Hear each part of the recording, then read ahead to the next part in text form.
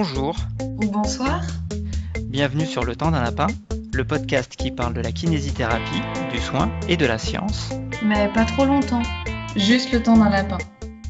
Aujourd'hui, sur le temps d'un lapin, c'est un lapin enrhumé que vous allez retrouver. Vous l'avez peut-être déjà constaté lors de la rentrée des classes ou plus récemment avec ce début d'automne pluvieux qui favorise la promiscuité et le passage des virus de main en main jusqu'aux nourrissons. Et oui, la bronchiolite est de retour et avec elle, l'éternel et le brûlant débat, faut-il encore prescrire de la kinésithérapie respiratoire pour les nourrissons?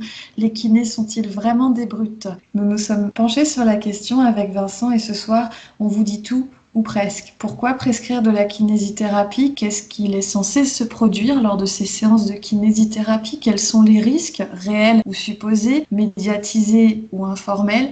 Quand réadresser l'enfant, que ce soit à destination des médecins généralistes, des prescripteurs, mais également des confrères kinésithérapeutes, d'autres soignants ou des proches, tout simplement, si vous avez un bébé dans votre entourage qui est atteint. Aujourd'hui, on essaye de vous aider avec nous à y voir un peu plus clair. Bonjour Vincent. Bonjour Marie, est-ce que tu as déjà ces images au JT avec les grosses mains du kiné sur la cage thoracique du tout petit nourrisson et le journaliste qui demande à la maman si elle est impressionnée par ce que le kiné est en train de faire? Évidemment, et j'entends à peu près 15 mamans me dire « Ah non, mais je sais que c'est pour son bien.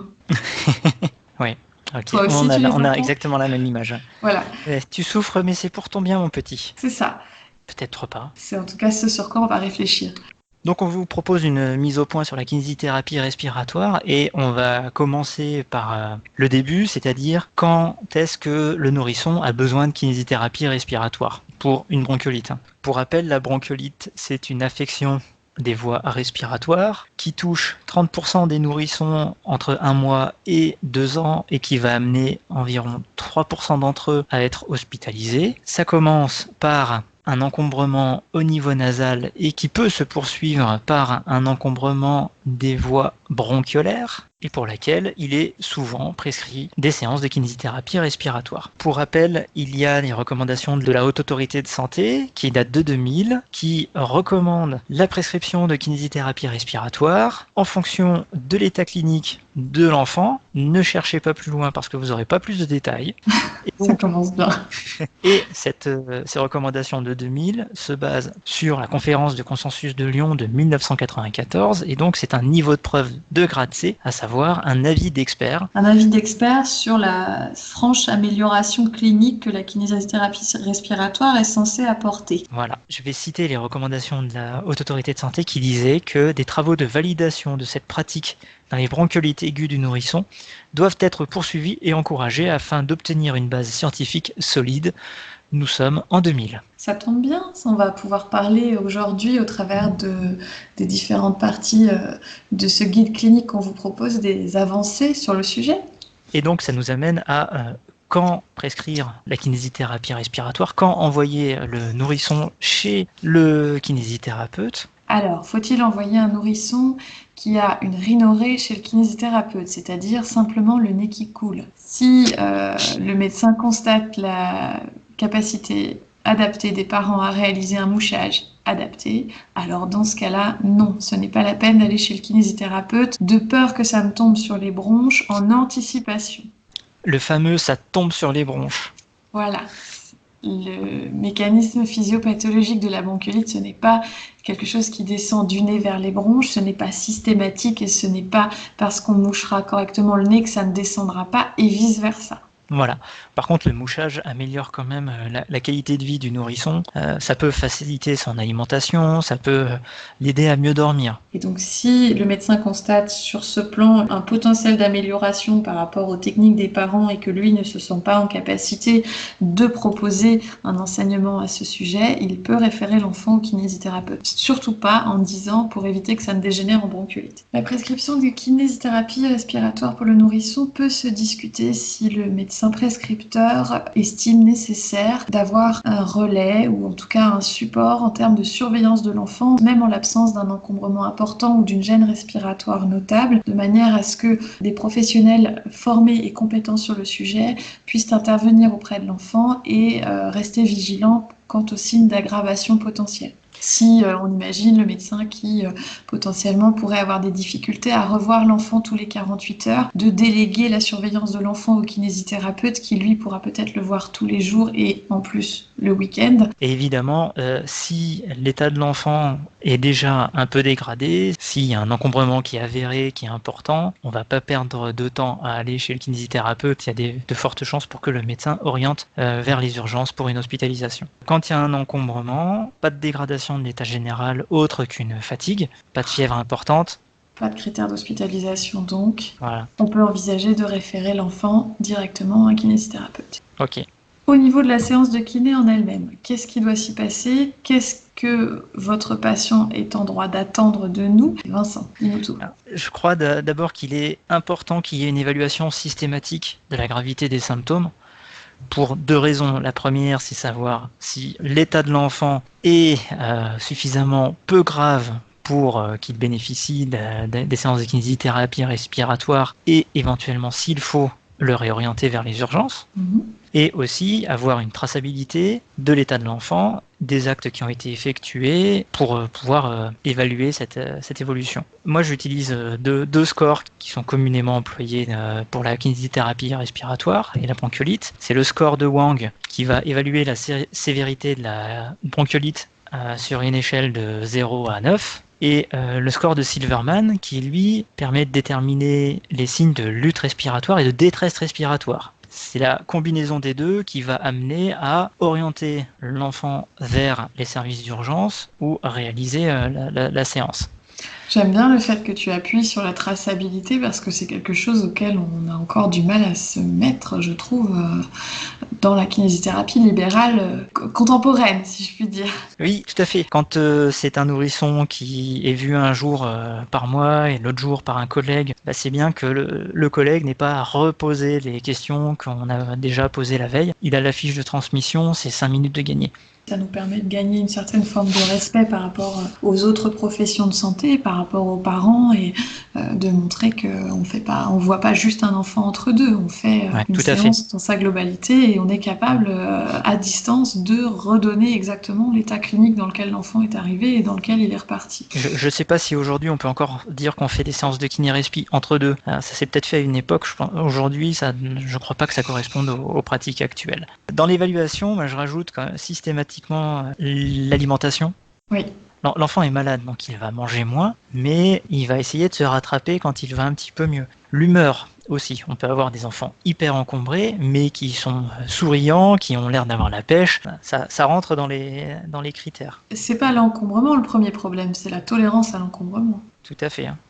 Autre critère que j'évalue, moi, c'est un critère très subjectif, mais c'est l'efficacité perçue des parents. Est-ce qu'ils sont inquiets déjà par rapport à ce qui arrive à l'enfant? Est-ce qu'ils savent réaliser les gestes nécessaires? Voilà. Est-ce que si on est sur une bronchiolite de faible sévérité, est-ce que je peux relayer la surveillance de l'enfant à ses parents en leur expliquant les critères d'aggravation et quand ils doivent réadresser l'enfant ou pas? Certains font des mesures de saturation. Oui. Les cabinets qui sont spécialisés vraiment dans la respi en font. Je ressens pas le besoin d'avoir cet appareil. Alors tu vois que moi si. Et toi, tu es rassuré avec. Donc tu vois, c'est quand même... Non, parce que moi, c'est par rapport à mon expérience. Je suis intervenue essentiellement auprès d'enfants hospitalisés, donc avec une surveillance rapprochée plus importante, avec une fréquence respiratoire systématiquement disponible, fréquence cardiaque, saturation et matériel d'aspiration et auscultation. Alors que moi, j'ai toujours eu des enfants en libéral et j'ai jamais eu un score de Wang supérieur à 7, quoi. Oui. Donc, et 7, j'en ai vu un et l'énorme majorité, il se situait aux environs de 4. D'accord. Pour l'évaluation, je trouve important de rappeler que avant cette vidéo du type qui broie un bébé entre ses mains, notre premier rôle, c'est de surveiller un enfant dont les parents n'ont pas forcément les connaissances médicales pour le surveiller de façon à appeler à l'aide si nécessaire. Et notre rôle, c'est d'enseigner les critères positifs, négatifs, les rassurer, qu'est-ce qui doit les alerter. Oui, tout à fait. C'est vraiment sur ce point que les recommandations insistent d'ailleurs. Si vous prescrivez de la kinésithérapie respiratoire ou si votre enfant reçoit une prescription de kinésithérapie respiratoire, il faut savoir que le principal de la séance est dans l'échange plus que dans le drainage. Et en tout cas, pas de la manière dont on a pu le voir sur certaines vidéos avec un monsieur avec d'énormes mains qui broie un tout petit bébé pendant une demi-heure. Donc une fois que l'évaluation est faite, la deuxième grosse partie de la séance, c'est l'éducation à la santé des parents si on constate des lacunes. Sensibiliser sur la température et la ventilation de la pièce de couchage de l'enfant, pas trop chaud, aérer 2 fois par jour. C'est par exemple éviter que le grand frère qui revient de l'école avec le nez qui coule aille faire des mamours à son petit frère qui est malade. Éloigner les animaux qui peuvent favoriser les réactions parce qu'ils transportent notamment pas mal d'allergènes dans leur pelage. C'est éloigner tous les fumeurs. Voilà, demander aux fumeurs de ne pas s'approcher de l'enfant. Ceux qui veulent absolument d'aller fumer dehors en portant des vêtements, en laissant ces vêtements à l'extérieur, puisque lorsque vous fumez, les particules se déposent sur vos vêtements. Donc autant laisser les vêtements contaminés à l'extérieur, puisqu'on est un enfant qui est dans un état de faiblesse respiratoire. Donc tout ce qui pourrait venir aggraver son cas est plutôt à éviter. C'est l'occasion d'arrêter de fumer pour ceux qui seraient motivés. Parlez-en à votre kinésithérapeute. Une autre mesure d'éducation à la santé, c'est s'assurer que la technique de mouchage du bébé est maîtrisée par les parents. Souvent, c'est montré à la maternité par les sages-femmes ou par les aides-soignants, plus ou moins bien. À ce moment-là, les parents, ils ont 1000 choses à apprendre. Ça peut passer à la trappe ou être un peu modifié au fur et à mesure. C'est difficile à apprendre en dehors du contexte de maladie aussi. Oui, après, ça peut devenir facilement une routine. Ouais. Et moi, je vois aussi un intérêt à former tout le personnel de la petite enfance à la réalisation d'un drainage rétropharyngé de qualité. Ça, on est d'accord. C'est-à-dire, pas de mouche bébé. Faut pas imaginer que le petit coton qu'il y a à l'intérieur de votre mouche bébé va empêcher les virus et bactéries de rentrer dans vos voies respiratoires à vous. Ça veut dire qu'un mouche bébé électrique, tu valides? Non. Non plus. Non plus, pour une raison simple, c'est que la désinfection n'est pas à la hauteur du matériel d'aspiration qu'on peut avoir à l'hôpital. Oui. Le mouche bébé électrique.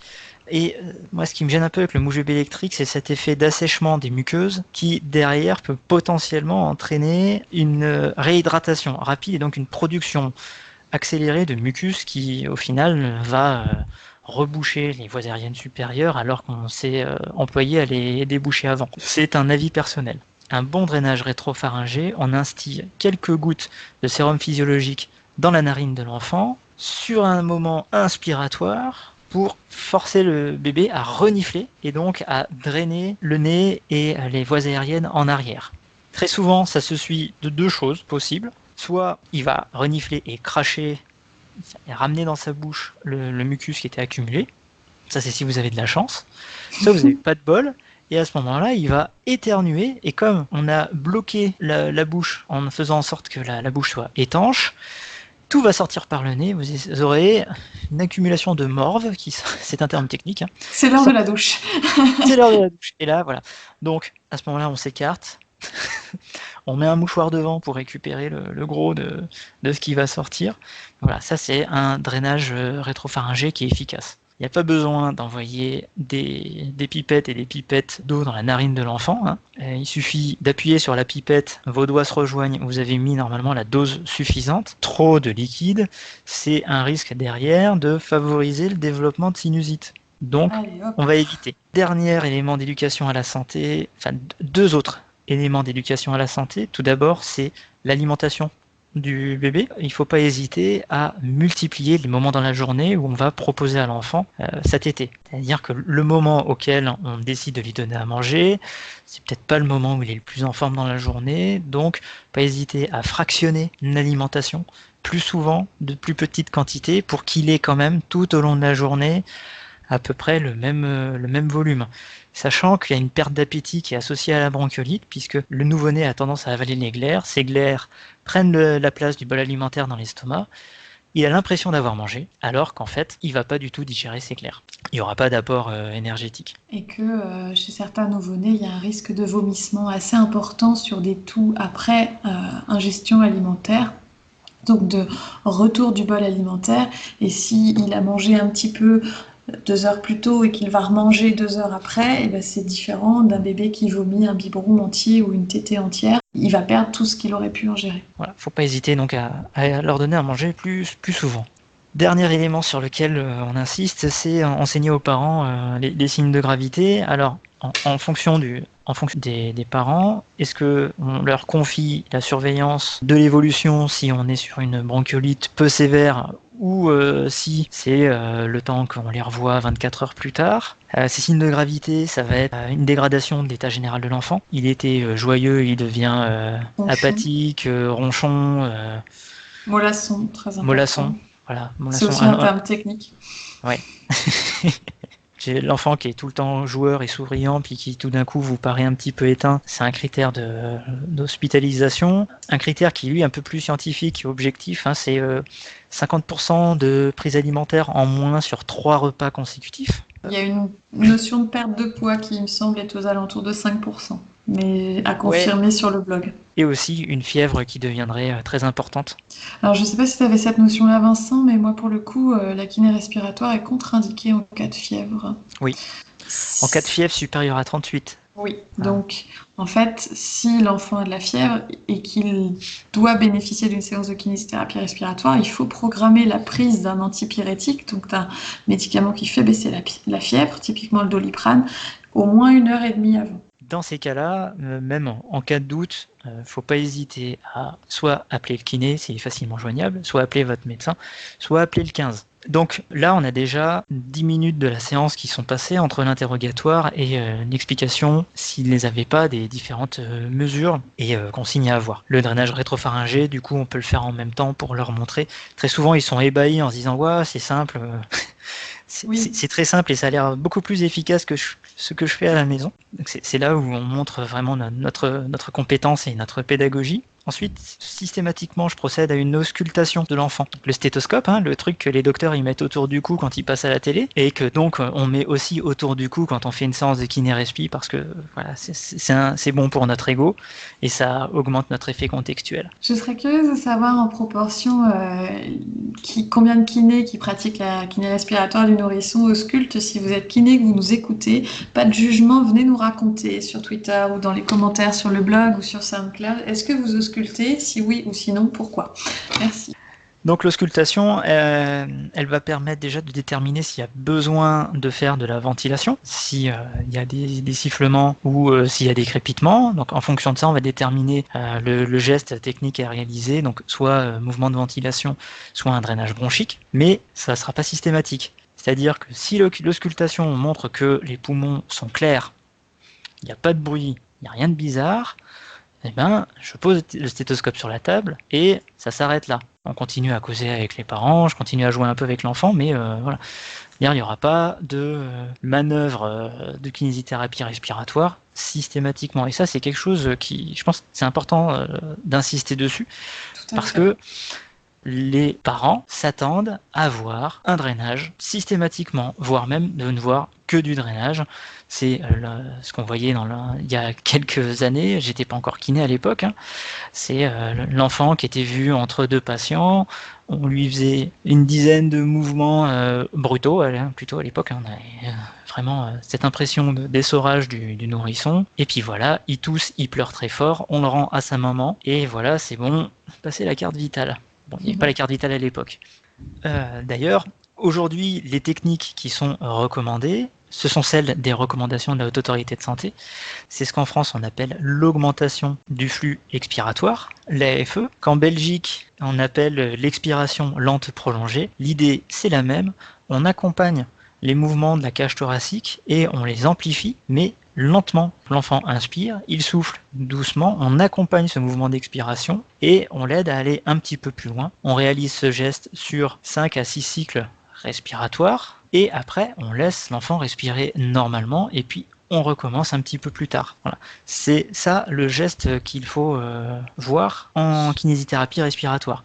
Le clapping C'est-à-dire, les petits tapotements sur le thorax de l'enfant, ça a été démonté il y a c'est 20 ans, 30 ans. Donc ça, c'est vraiment quelque chose que, en général, on le voit plus. On le voit plus dans les cabinets. Par contre, on le voit encore sur les prescriptions. Alors, messieurs, dames les prescripteurs, par pitié, enlevez clapping et drainage gravitationnel de vos prescriptions. Merci. Parce que nous, après, on fait la collection de ces ordonnances et on a un mur de la honte. Clapping, drainage gravitationnel, oubliez, ça ne marche pas. Et on le sait depuis longtemps. Et ce n'est plus du tout recommandé. C'est même Ça n'est interdit. plus du tout. Le clapping est interdit. Voilà comment ça se déroule. Ensuite, avec les parents, on détermine la nécessité de est-ce qu'il faut revoir l'enfant et quand est-ce qu'il faut le revoir et si c'est eux qui vont assurer le suivi. Je n'ai aucune difficulté à faire un suivi par téléphone. On convient d'une heure à laquelle j'appelle. Bonjour, comment va le petit? Est-ce qu'il a bien mangé? Est-ce qu'il est joyeux? Est-ce qu'il a bien dormi? Comment ça se passe? Très souvent, pour des bronchiolites peu sévères, ça marche très bien.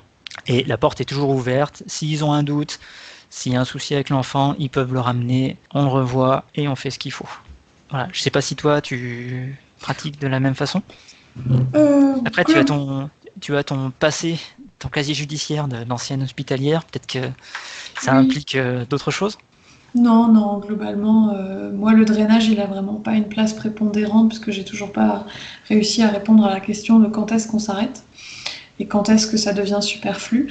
Le suivi par téléphone, pas forcément. Après, je préviens vraiment les parents que quand je les fais revenir le lendemain, c'est juste pour voir comment il va. Souvent, sur des séances qui bordent un week-end, je vais les faire revenir le vendredi pour vérifier avant le week-end comment est l'enfant, mais ça peut durer 10 minutes, pas plus. Oui. Le temps de faire le bilan, réévaluer, et puis si tout se passe bien et si les parents sont confiants et se sentent à l'aise avec le fait de moucher leur enfant et qui ne sont pas inquiets, je fais rien de plus. Voilà, et puis après tu joues aux cartes avec eux pendant 20 minutes parce que la séance de kiné c'est 30 minutes, bordel de merde. Ah non, je joue avec le bébé. Attends. Par rapport à tout ce qui s'est dit sur les séances de kinésithérapie dans différents médias, il y a à plusieurs reprises des risques qui ont été évoqués. Est-ce que Vincent, tu es prêt à nous parler de ces risques? Oui. Alors, ces risques, ils ont été mis en avant par la revue des médecins généralistes, la revue indépendante Prescrire, qui régulièrement fait des mises à jour sur la prise en charge de la bronchiolite. Et je crois qu'ils ont une dent contre la kinésithérapie respiratoire, puisqu'ils font régulièrement des titres assez brutaux contre la kinésithérapie respiratoire.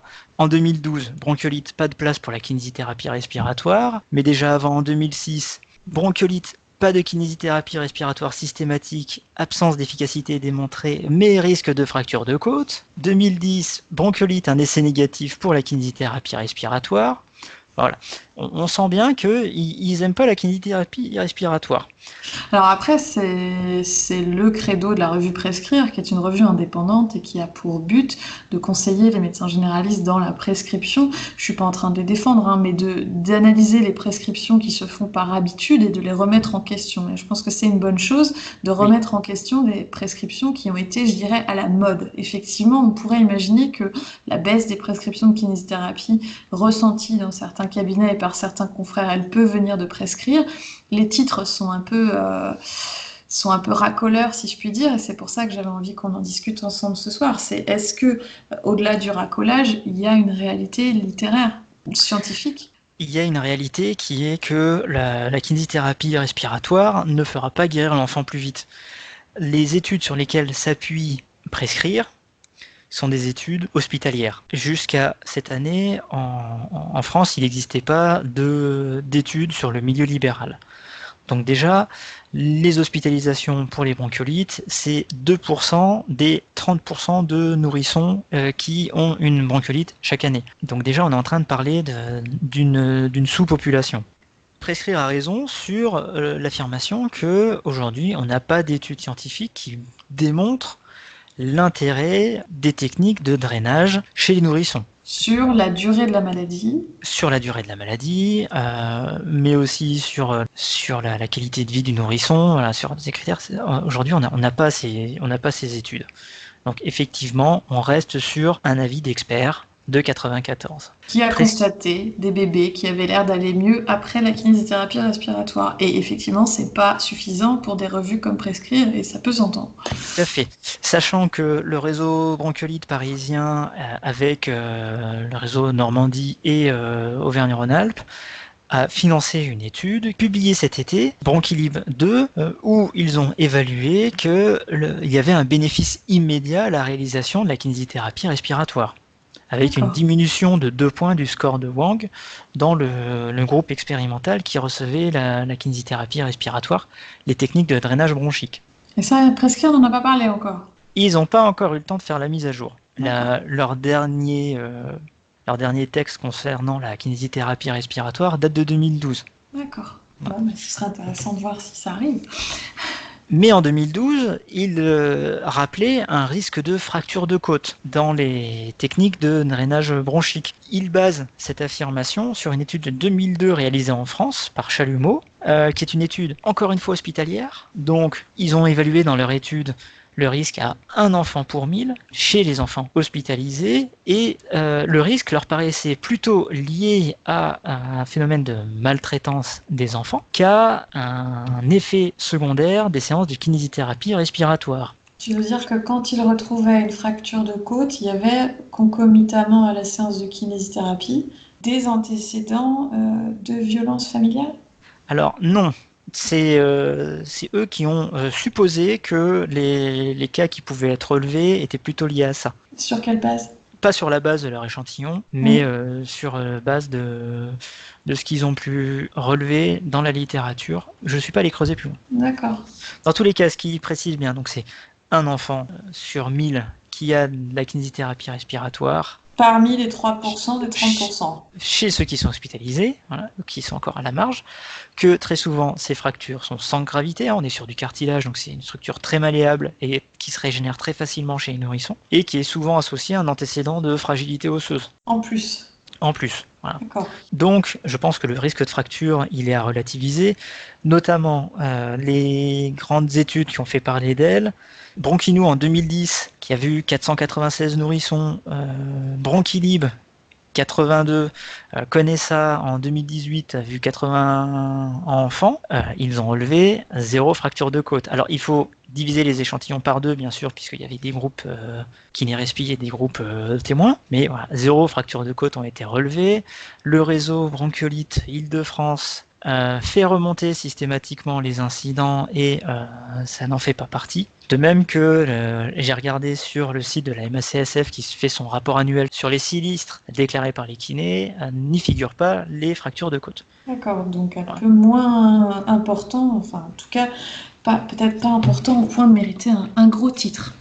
Moi, le risque principal que je vois, c'est des vomissements. Donc c'est un risque qui peut avoir lieu après la séance, dans l'heure qui suit, ou pendant. Donc chers confrères, ayez toujours un jean de rechange.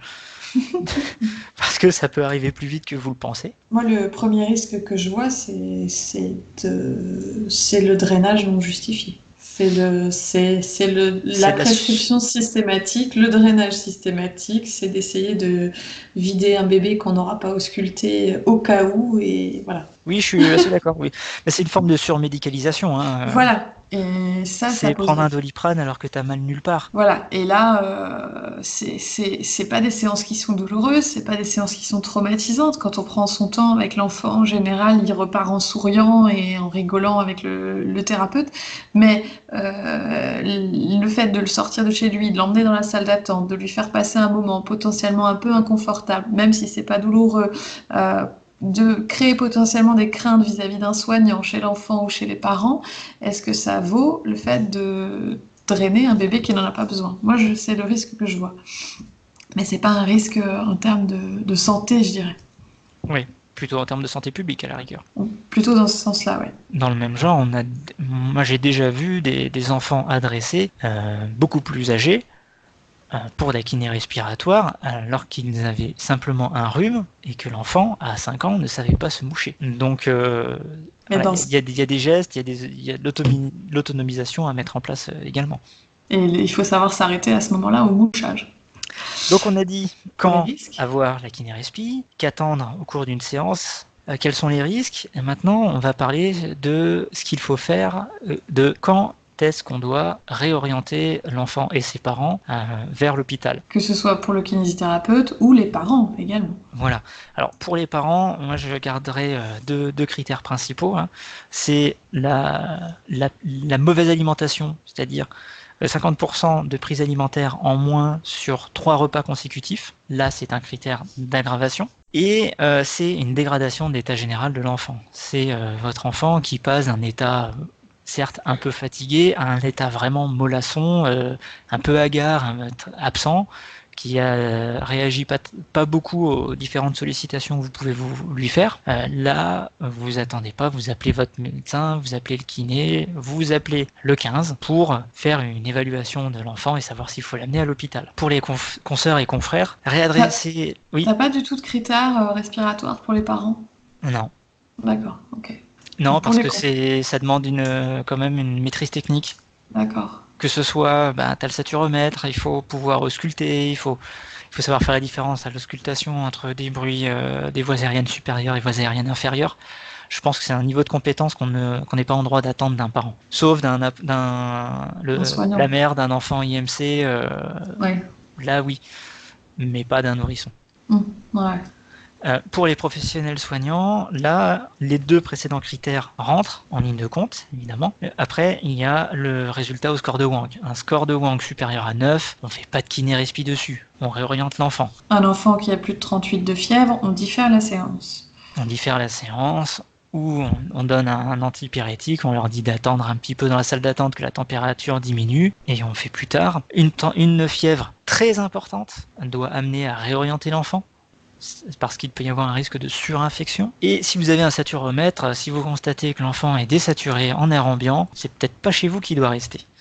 Voilà. À savoir que la désaturation en air ambiant, elle peut se voir avec éventuellement une cyanose péribuccale.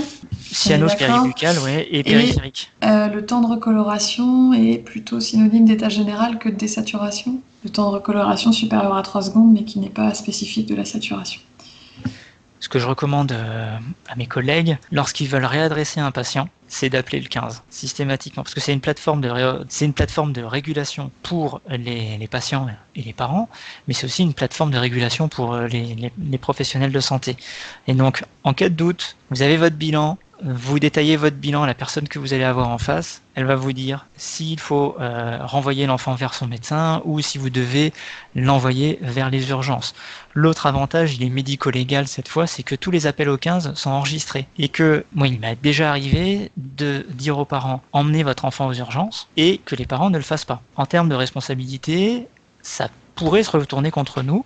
Oui. Donc, là, on sort le parapluie. Il y a un enfant qui a un état respiratoire qui est en train de se dégrader, on prend pas de risque, on appelle le 15, l'appel est enregistré, vous vous couvrez. Ça devient la responsabilité du 15. Absolument, et puis ça peut permettre de convaincre éventuellement des patients réticents ou qui n'ont pas l'impression que le bébé va suffisamment mal pour aller aux urgences, d'avoir éventuellement, alors soit l'appel en même temps, soit de passer le médecin régulateur aux parents. Pour les parents, mais pour tout le monde en général, je vous rappelle que le 15, c'est une plateforme. C'est une plateforme sur laquelle il existe des médecins régulateurs dont le travail, c'est de vous aider à lever un doute. Il ne faut pas attendre une urgence vraie pour appeler le 15. Le 15 n'est pas réservé aux urgences rapides, brutales et imminentes. Le 15 est aussi une plateforme qui sert quand vous avez un doute et que vous n'avez pas forcément les compétences médicales parce que ce n'est pas votre métier de décider si c'est urgent ou non. Vous aurez un médecin au téléphone qui vous orientera dans cette décision. Et il ne faut pas hésiter, que ce soit pour un soignant, un kinésithérapeute qui a un doute ou que ce soit pour vous en tant que parent pour un enfant, à téléphoner pour avoir un avis. Merci de nous avoir suivis, on espère que c'est un peu plus clair pour vous si vous aviez des doutes. N'hésitez pas à faire un tour sur le blog pour toutes les références par rapport aux études qu'on a citées aujourd'hui, notamment par rapport aux risques liés à la kinésithérapie respiratoire du nourrisson. Merci Vincent d'avoir travaillé sur le corpus bibliographique pour nous proposer une bonne partie de l'épisode de ce soir. Merci Marie pour ton expérience et on vous dit à très bientôt sur le temps d'un lapin.